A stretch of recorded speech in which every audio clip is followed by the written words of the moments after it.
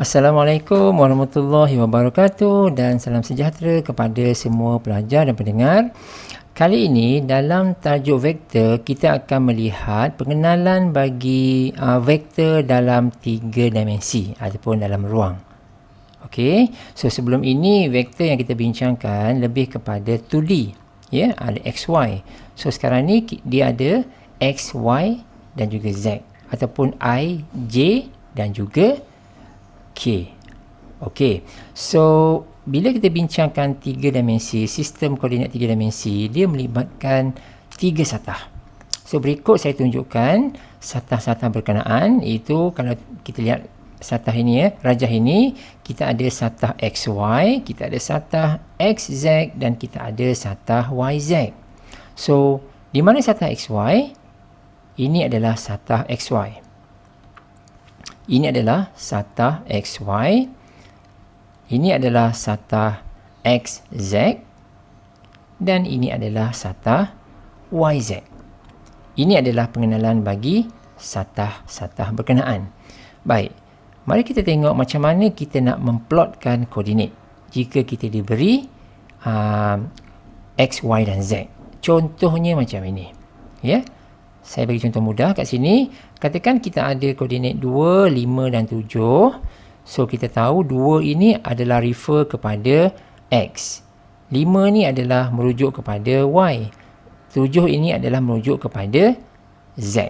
So positif 2, positif 5 dan positif 7. In comparison dengan contoh sebelah ini, ada sedikit perbezaan di mana komponen bagi Z di sini bukan 7 tapi negatif 7. Cuba kita lihat pergerakan ni macam mana. Okey, 2. Positif 2, kita lihat pada paksi X. Nampak kat sini? Dia akan bergerak ke arah sini 2 unit. Lepas tu, ini adalah Y, 5. Dia akan bergerak ke kanan sebanyak 5. Lepas tu, ini adalah Z. Z ke atas. So, sebanyak 7 unit ke atas. So, ini adalah diagram macam mana kita nak plotkan titik bagi 3D. Sama juga dengan ini, kita lihat 2, 5, negatif 7. 2 arah sini, 5 arah sini, positif 5, ya. Dan negatif 7 arah ke bawah.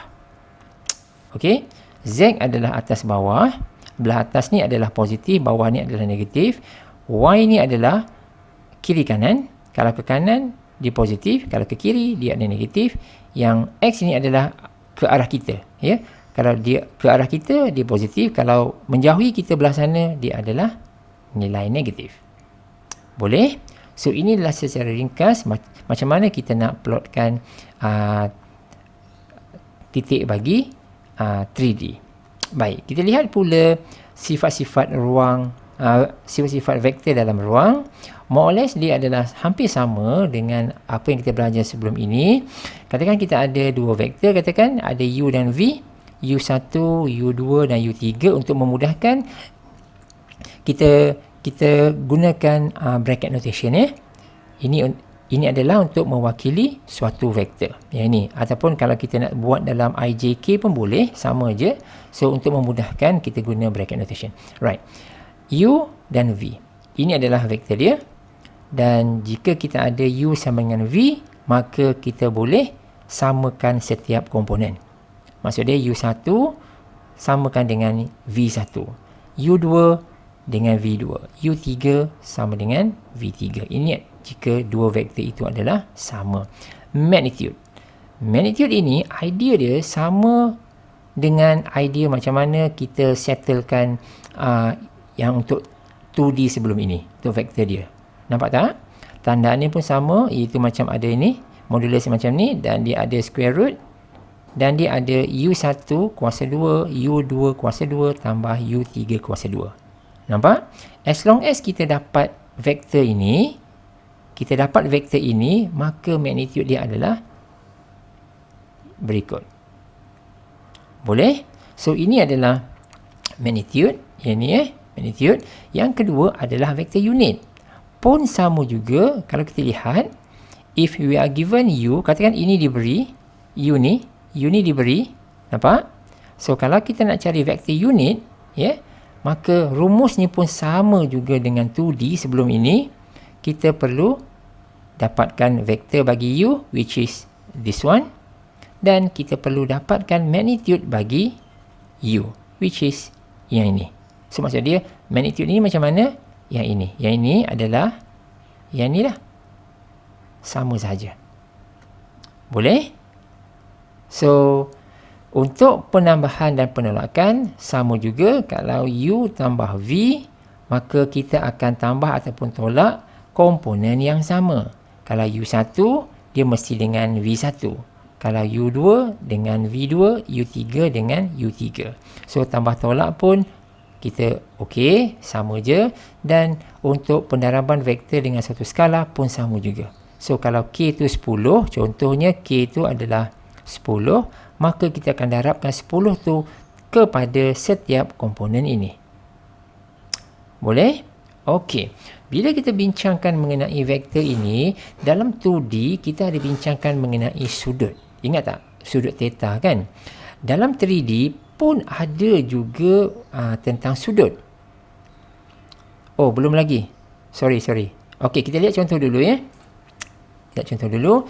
Contoh ini Okey, now kalau kita lihat dekat sini, contoh ini diberi titik P dan Q. Ya, ini 3D ya. Dapatkan vektor PQ. Cuba ingat semula, macam mana kita nak dapatkan vektor PQ? Maksud dia Q tolak P. Betul tak? Q tolak P kan? So maksud dia ini, kalau nak mudahkan cerita, PQ yang ini sama dengan Q tolak P. So Q tolak P. So jadi negatif 2 tolak negatif 3. Clear?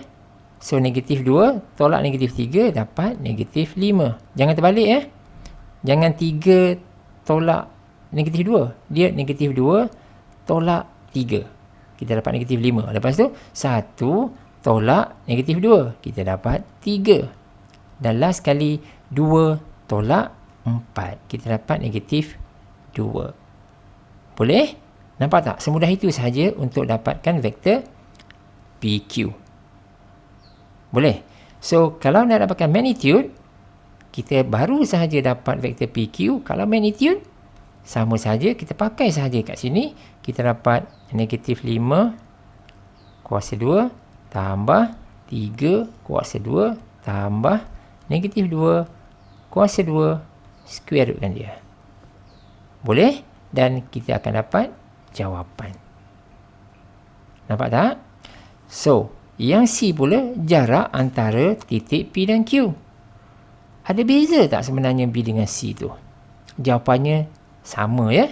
Magnitude adalah panjang, panjang adalah jarak. So, supposedly bila kita kira jarak, kita akan dapat jawapan yang sama. Ini pun akan dapat sama. Boleh? So, inilah jawapan dia. Cuba kamu lihat, ini adalah nak dapatkan PQ.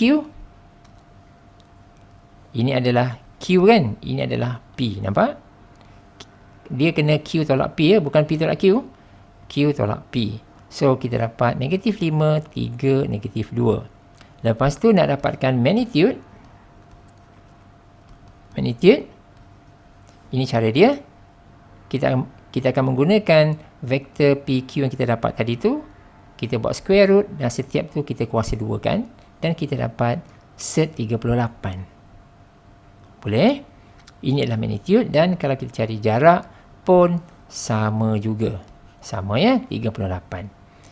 Baik, sebagai tambahan, kalau kita nak dapatkan vektor unit yang searah dengan vektor PQ, maka kita akan mendapatkan PQ hat. Inilah PQ hat. So, jadi bila kita nak dapatkan PQ hat ini, of course kita akan menggunakan vektor PQ dan juga magnitude bagi PQ. Nampak? So, vektor PQ, kita dah tahu dah yang ini adalah yang kita dapat tadi tu. Negatif 5, 3, negatif 2. Betul?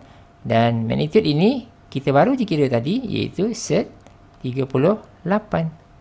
So, jadi dengan mudah kita boleh mendapatkan vektor unit dia. So, ini kamu carilah.